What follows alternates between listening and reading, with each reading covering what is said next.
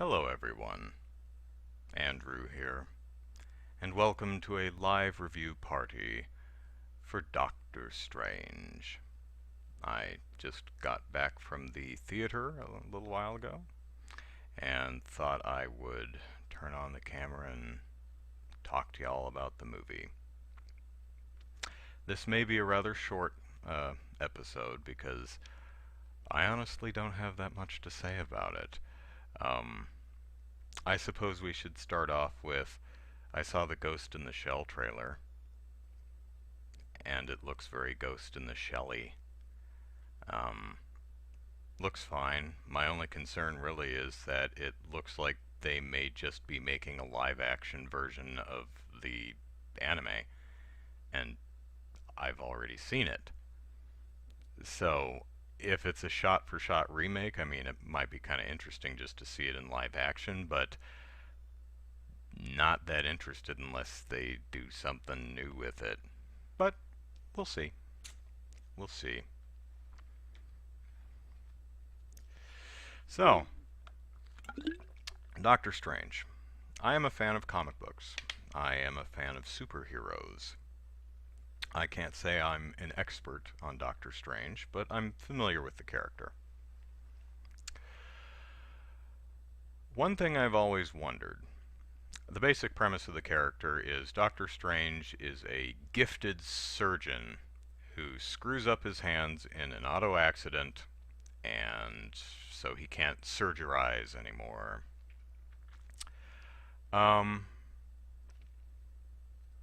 So he goes to the Ancient One and learns the magics, and now he's the Sorcerer Supreme. Now, the thing I never really understood is Stephen Strange apparently lost the dexterity in his hands required to do surgery, or really type well, or write out his name.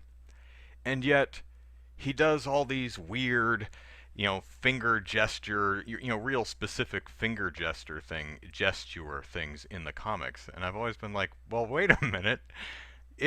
Are his hands broken or not? But I mean, that's just a small nitpick. Who cares? But in the movie, it makes it clear that you can use magic to essentially heal yourself. There's one magician or sorcerer has a broken spinal column, but uses magic to walk. Um, but it also makes clear that what your fingers are doing are not particularly important. For example, there's one sorcerer who's missing a hand, and he conjures spells and crap out of the air just fine with the stump of his wrist. So the dexterity of Strange's fingers aren't particularly that important. So it was interesting to see that. Um, Overall, I enjoyed the movie. I think it's an entertaining flick. The characters are uniformly pretty great. I especially like Tilda Swinton's the Ancient One. She's just a ton of fun. Uh, Issues of whitewashing aside, that's inspired casting because Tilda Swinton is great and she does a great job with the role. So, um, I also like the. I think I'll shy away from spoilers here, but as you might expect for a story about a magician, a sorcerer, who battles threats that are mystic in nature and come from other worlds and dimensions, uh, you can't punch him in the face, right? Uh, and the Marvel movies and the DC movies too, of course, most threats are punched in the face.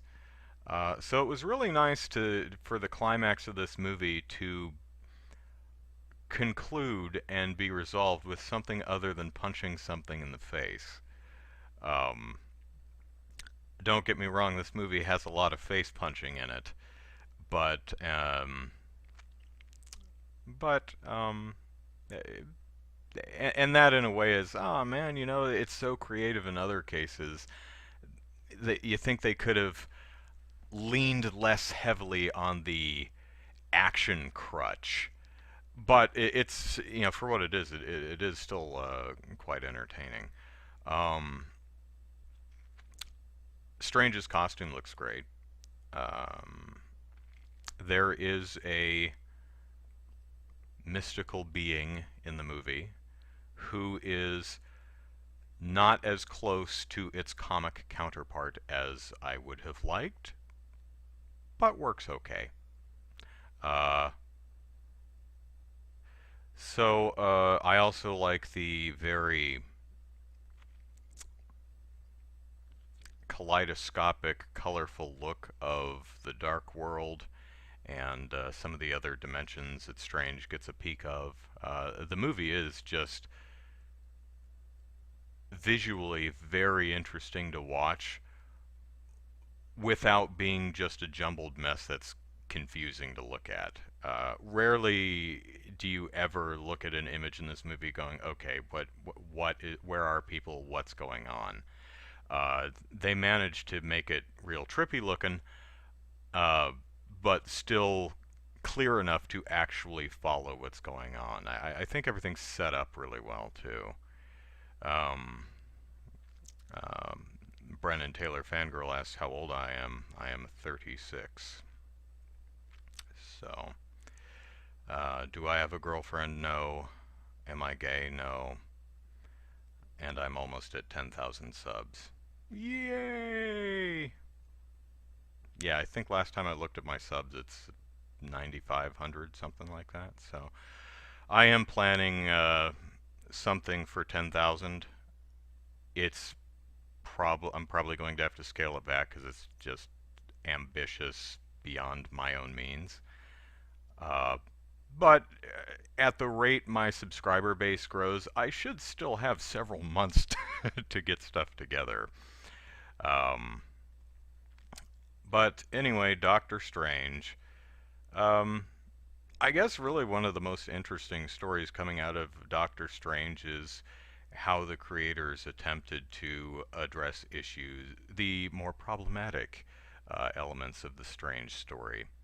Um, you read a lot of reviews and a lot of think pieces on Doctor Strange, and you'll hear the word whitewashing a lot, or Orientalism, and those are issues inherent to the Doctor Strange story. And to the filmmakers' credit, they did try to work around and past some of those issues. For example, Wong, who traditionally in a lot of the older comic books was literally Strange's manservant, is now the librarian. He's the guy who guards all the sacred mystic texts and stuff, so it's a good change. Um, the one that you hear about in the media most, of course, is Tilda Swinton as the Sorcerer Supreme. Sorcerer Supreme has typically been old Asian dude, so now they changed it to a woman, which is an interesting change. And Tilda Swinton is great. Um, so while you get away from the trope of old mystic Asian dude, you end up erasing a large role for an Asian actor, which is just as unfortunate. So, listening to interviews with Scott Derrickson, he said, we thought of casting an Asian woman to play the Ancient One, but we were afraid that if we did that, we'd fall into the Dragon Lady trope, which is a concern. So, yeah, that was a tough one. I think the where they got hung up, um, and I want to be clear, while these problematic elements are there, they don't make the movie bad, just to be clear on that. So, I think where the filmmakers got hung up on a lot of this stuff is the ways in which they what they decided to keep from Doctor Strange's origin story. Um, I think they could have ditched some of it and just gone a different way with it. Because a lot of the problem with the Doctor Strange story is you end up with white guy who goes to um, old Asian mystic guy and learns all their secrets and becomes, you have white guy who becomes best Asian who's ever Asianed. Um, so what could they have done differently? Well, you know, uh, one thing they could have done is not cast a white male as Doctor Strange. There's really nothing about Doctor Strange that requires him to be a white male. Um, hell, make Doctor Strange a Pakistani woman. That would work. That'd be interesting, and we wouldn't have to wait till 18, 19 for the first female-led superhero movie or Marvel movie, because Wonder Woman's next year, I believe. Um, so that could be something that would push them in the right direction. You could also you don't really have to go with the Doctor Strange goes to Mystic Asian place and learns all the Mystic Asian secrets. You could turn it into something different, like Doctor Strange wanders around the world trying to find a cure for her hands and can't find any in medicine, but uses her uh, boundless enthusiasm and capacity for knowledge to just try everything and research things and starts getting into mysticism and globe trots and finds ancient artifacts and learns this stuff herself. Rather than kind of appropriating it from another culture, she just figures all this stuff out because that's just how damn good she is. And you could say, well, okay, so she becomes a sorcerer supreme like that, but the idea of the whole Sorcerer Supreme is they've been around defending the Earth from mystical threats, and if Doctor Strange just kind of makes this stuff up, or rather pieces it together from all kinds of different areas, uh, oh, okay, so thank goodness, just as Doctor Strange got her stuff together, Dormammu attacks, right? You could look at it as you could go a different way with it. You could say like. Her dabbling in the mystic arts and finding all these artifacts and playing around with all the mystic stuff attracts the attention of uh, more mystic threats. So, in her journey and drive to fix herself, she ends up drawing the attention of really large threats. So that actually might, if done right, that could preserve the theme of Doctor Strange's arrogance is what causes a ton of the problems in the first place. And it could be okay, and my arrogance and foolhardiness and headstrongness and self-centered thoughts, I just opened up a world of hurt for the Earth, and I'm gonna have to step up and defend it. There's some possibilities there. My point is that you don't have to follow the origins of Doctor Strange have a lot of problematic elements, and those problematic elements are kind of baked into it. So you can tweak some stuff to try and get around them, but the undercurrent of it is a lot of times still going to be there. So another way you could have gone about it is take what makes Doctor Strange and just jettison the rest of it. Just redo the origin so that it's not problematic. But that's not what they did. Instead, they did a fairly straight retelling of the Doctor Strange story with some tweaks. Wong no longer a manservant, much more diverse, wherever the heck the Ancient One lives with all her disciples, Ancient One being a woman. Um, I thought the movie was entertaining. Unless you really hate Marvel or superhero movies, uh, I'd recommend it. It of course has uh,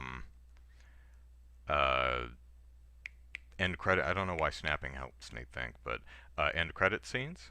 And what I found interesting about them is you don't really need to be a humongous comics dork to figure out what's going on. Um, I think any casual fan of the Marvel movies will understand who these people are and what's going on in the end credits scene. You almost certainly won't have anyone turning to you in the theater and goes, "Who is that? What does that mean?" So Hank says, "Hello, hello, Hank," and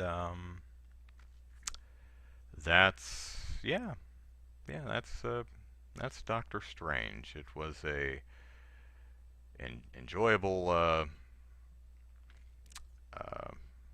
almost 2 hours. Actually, it's like just short of 2 hours. It's still one of the shorter Marvel films. But I think what I really want to say is if you have children and they can't quietly watch a movie for 2 hours, don't bring them to the theater. They're not ready yet. You see, I don't have children, but I was a children once. And I've seen other children, so I feel that I am qualified to have an opinion on children and the idea of having kids. And that opinion is when you have children, you make sacrifices, and the movie theater is one of them. If your kid can quietly watch a movie for 2 hours, great. Bring it along. It. I do wish we had a non-gendered pronoun. But if your child can't sit quietly throughout an entire movie, hey, the movie's going to be on VOD or DVD, Blu-ray, or Netflix in like 3 or 4 months. You can wait. So, that is my review of Doctor Strange. I do hope you've all enjoyed it, and if you see the movie yourself, I hope it brings you many smiles and laughs. Take care, y'all. Take care.